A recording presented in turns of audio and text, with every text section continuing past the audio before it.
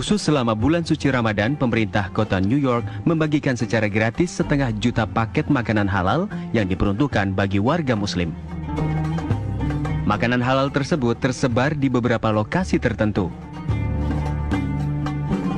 Tidak hanya warga muslim, makanan gratis juga diberikan kepada seluruh warganya yang terdampak COVID-19. Kota New York City merupakan salah satu kota yang paling terdampak akibat pandemik corona di Amerika Serikat.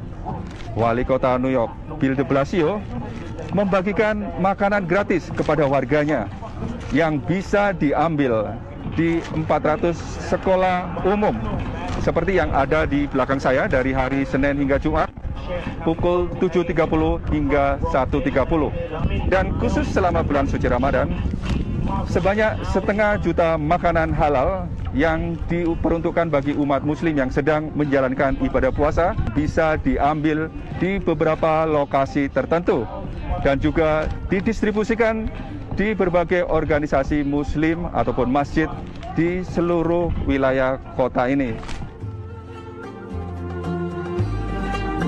Sementara itu, selama bulan suci Ramadan di tengah pandemi COVID-19, Muslim New York dan sebagian besar Muslim di negara Paman Sam melaksanakan berbagai ibadah di rumah bersama keluarga.